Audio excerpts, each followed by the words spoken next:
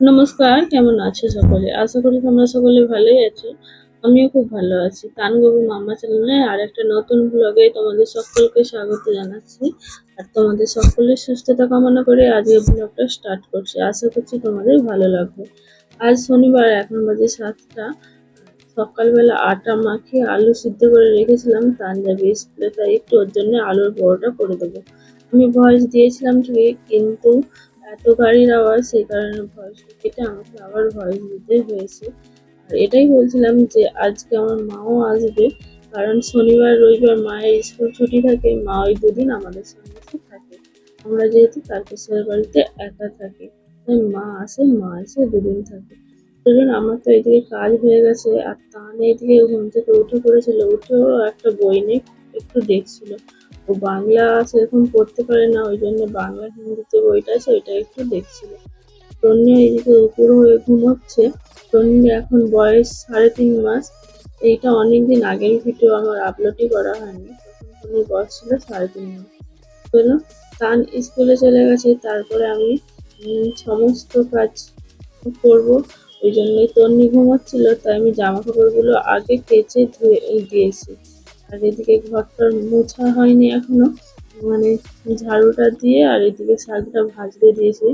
আমার কড়া দেখে কেউ খারাপ কমেন্ট করো না, কেন আমি এইখানে সেরকম ভাবে কড়া মাজতে পারি না। যখন কড়া মাজার সময় হয় তখন হচ্ছে তন্নি নয় উঠে পড়ে কাঁদে, সেই জন্যে শুধু মাঝখানটা পরিষ্কার করে রেখে দিই। আর এই বোলতাটা তোমাদেরকে দেখাচ্ছিলাম, এখানে একটা মিষ্টির প্যাকেট ছিল, ও রোজ এসে খেত।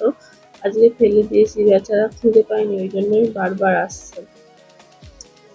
এদিকে তন্নিকে আমি তেলটা মালিশ করিয়ে দিচ্ছি।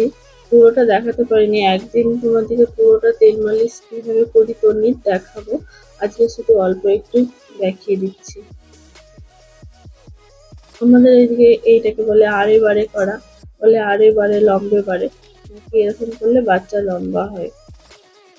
আর যে আমাদের পাঞ্জাবের যে আন্টি তেল মালিশ করতো, সেও এরকম করতো, তার দেখে আমি শিখেছি। আমি না হলে তেল মালিশ করা অতটা জানি না। ওই নীলম দিদি ছিল আর ওই আন্টিটা ছিল, ওরাই আমাকে শিখিয়েছিল বাচ্চাদেরকে কিভাবে তেল মালিশ করতে হয়, কারণ ওরা পাঞ্জাব আর বিহারের লোকজন। এই যে তন্নির চান হয়ে গেছে, তন্নির মাথাটা আঁচড়ে দেবো, আঁচড়ে ওকে ফ্রেশ করিয়ে দেবো। ওর চুল প্রচুর, আর মাথাতে জলও মানে কি বসে যায় মাঝে মাঝে, মানে জল বসে, ঘাম বসে, ঠান্ডা লেগে খুব শরীর খারাপ হয়। এই যে ওকে রেডি করিয়ে দিয়েছি। আর ও স্নান করলে প্রচন্ড ঘুম ধরে। প্রথমে একটুখানি খেলবে, তারপরে ঘুম ধরে গেলেই প্যা প্যা করে কাঁদবে, আর না হলে টিভি চালিয়ে দিতে হবে।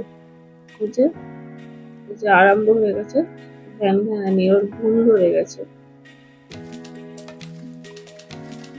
চান করলেই ঘুম চাই।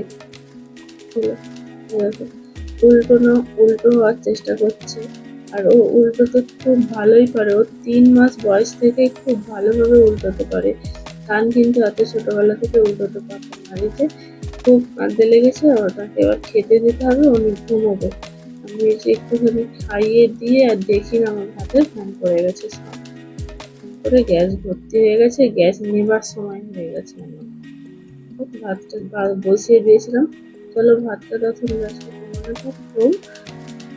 প্রচন্ড হাওয়া আমাদের ঘরে, ওটাই দেখাচ্ছি। এত হাওয়া যে জানলা কাপড় খুলে রাখলে সব দুম দাম করে ধুসধাস করে পড়ে। আর এই যে তন্নি এখানে খেয়ে দিয়ে কি করছে বলো তো, দাঁড়াও দেখায়। এই যে উনি টিভি দেখছে। টিভি দেখতে প্রথম থেকেই খুব ভালোবাসে, যেই থেকে বলে না চোখ ফুটেছে, সেই থেকেই খুব টিভি দেখে। এবার আমি যাবো স্নান করতে, চলো। আমার স্নান টান হয়ে গেছে, এবার আমার স্নান করার পরে গোপুর স্নান হবে। যে গোপুর জলটা তৈরি করে নিয়েছি, ফুল তুলসী পাতা দিয়ে গোপুকে স্নান করাতে হবে। আজকে সকালবেলা স্নান করিয়ে পাঠাই, তারপরে তন্নিকে স্নান করাই, তারপর নিজে ফ্রেশ হয়ে তারপরে গোপুকে করি। 3টে বাচ্চা নিয়ে আমি একা পুরো মানে নাজেহাল অবস্থা হয়ে যায়, কিন্তু কিচ্ছু করার নেই। পাশে কেউ এসে থাকেও না, কিছু না, যে তাকে একটু ধরিয়ে দিয়ে আমি কিছু করবো, একা হাতে সমস্তটা করতে হয়। যখন পাঞ্জাবে ছিলাম তখন হাজবেন্ড একটু সাহায্য করতো ঠিকই, কারণ গোপুর সমস্ত কিছু আমার হাজবেন্ডই সেইখানে করতে হবে। যেহেতু এখানে আমি একাই থাকি, তাই আমাকে একা হাতে সমস্ত কিছু সামলাতে হয়। চলো গপুকে এবার ড্রেসটা পরিয়ে দিই। আর গপুর এই জামাগুলো কেন ঝেড়ে নিচ্ছি, এই জামাগুলো না ওর ভিতরে সেই অস্ত্র বুগড়াম লাগানো থাকে মোটা মোটা, আর ওগুলো একটু জল দিয়ে ধুলেই বুগড়াম গুলো নরম হয়ে যায়, নরম হয়ে গিয়ে সেই ঝরে ঝরে পড়ে।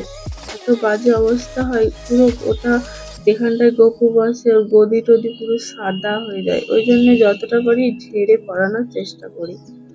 চলো একটুখানি চন্দন লাগিয়ে দিলাম, আর এইবারে একটু হচ্ছে যে চুল টুল করিয়ে ওকে রেডি করিয়ে আয়নাটা দেখিয়ে দিই। আর যেই চন্দনটা লাগালাম এটা আমি পাঞ্জাব থেকে কিনে এনেছিলাম। এইখানে এরকম চন্দন পাওয়া যায় না, এটা গোলা চন্দন, তো তিলক টিলক কাটার জন্য। ঠিক আছে, দেখো আমার গোপু সোনা রেডি হয়ে গেছে। ও সবসময় রূপোরই সমস্ত কিছু পরে, ওই বিছে বলো, গলার হার, হাতের বালা, তাই গিল্টের যে আর্টিফিশিয়াল গুলো হয় ওগুলো আমি খুব একটা পরাই না। যে ওকে খেতে দিয়ে দিচ্ছি, ও বেচারা খাক। তারপরে তান চলে এসেছিল, আমি আর ভিডিও করিনি। একদম সন্ধ্যেবেলা তানকে নিয়ে যাবো একবার ডাক্তারখানায়, আর একটু গপুর জন্য ফুল মিষ্টি নিয়ে আসবো। ওই জন্য তবু তানকে ডাকতে এসেছি। তান আমাদের নিচে ওই দাদাদের বাড়িতে খেলছিল, তাই ওকে বললাম চল এখান থেকে একটু ঘুরে আসি। ওই জন্য তো ফোন দেখে টাটা করছে, হ্যালো হাই করছে। চলো, আমরা চারতলার ওপরে থাকি, ওপর থেকে নামতে খুব একটা কষ্ট হয় না, কিন্তু ওঠার সময় 3 তলা পর্যন্ত উঠে আর উঠতে পারি না, প্রচন্ড পায়ের যন্ত্রণা হয়। এখনো একটুখানি আলো আছে, কিন্তু 6:30 বেজে গেছে। আর 6টার সময় হলে এই রাস্তার আলোগুলো জ্বেলে দেয়, আর ছাদ থেকে এই রাস্তার আলোটা, রাস্তাটা অপূর্ব সুন্দর দেখতে লাগে। আমি একটা শর্ট ভিডিও করে ছেড়েছি, সেখানে অনেক লাইক পেয়েছি এই রাস্তাটার জন্য। সবাই বলেছে কোথায় এটা, কোথায় এটা। আর এটা হলো, আমি চাউলপট্টির মোড়ে চলে এসেছি। চলো, তান আজকে একটু চকলেট নেবে। আর ও অনেকদিন হচ্ছে যে কিন্ডার জয় খায়নি। পাঞ্জাবে থাকাকালীন ক্যান্টিন থেকে কিন্ডার জয় নিতাম, একটু কম দামে হতো, তাই ওকে কিন্ডার জয় কিনে দিতে হবে, দাম যতই হোক। কিন্ডার জয় কিচ্ছু নেই, শুধু একটুখানি ওই দুধের মতো দিয়ে দেয়, দুধ আর ক্যাডবেরি, আর ওই খেলামটার জন্য 50টা টাকা করে দাম নেয়। কিন্তু ছোট বাচ্চা বলো, ও বেচারা কি করবে, ওরও তো খেতে ইচ্ছা করে। চলো, আজকে শনিবার, ওই জন্য সব রাস্তায় পুজো দিতে যাওয়ার লোকের ভিড়। এই যে মিষ্টির দোকানে উঠেছি, এইটা চাউলপট্টির মোড়ে মিষ্টির দোকান। আর আমি না ওয়েস্ট বেঙ্গলে 3 বছর যেহেতু ছিলাম না, মিষ্টির দোকানে কত মিষ্টির দাম হয়েছে সেই সব সম্বন্ধে খুব একটা আমার ধারণা ছিল না। এখন যখন মিষ্টি কিনতে যাই, যেই মিষ্টি নিই তাতেই বলে নয় 10 টাকা, নয় 20 টাকা, নয় 15 টাকা, মানে কম দামে কোনো মিষ্টিই নেই। চলো, আমি এবার ভয়েস দিতে লেগেছি, তন্নি এবারে কাঁদতে লেগেছে। এইখানে এবার তানকে ফুচকা খাইয়ে নিয়ে যাবো। মেয়েদের থেকেও দেখি তানের ফুচকা খাওয়ার নেশাটা প্রচুর। আমি হয়তো না খেলেও তান খুব ফুচকা খেতে ভালোবাসে, ও তো 30-40 টাকার ফুচকা একবারে দাঁড়িয়ে খেয়ে নেবে। চলো, আজকের ঘোরাটা আপাতত কমপ্লিট হলো, এবারে গুটি গুটি পায়ে মা বেটা বাড়ি যায়। এই যে তানকে বলছে একটু এগিয়ে যা, কুকুরগুলো আছে। খুব কাশিও হয়েছে, এখন ওই ভয়েস দিচ্ছি, খুব কাশছে, আর আমারও গলাটা খুব খারাপ অবস্থা। চলো, আজকের মতো ব্লগটা আমি এখানেই শেষ করছি। আশা করছি তোমাদের ব্লগটা ভালো লেগেছে। এইভাবেই আমার পাশে থেকো, আর লাইক করো, কমেন্ট করো, আর আমাকে এগিয়ে যেতে সাহায্য করো। চলো, আজকের জন্য ব্লগটা এখানেই শেষ করছি।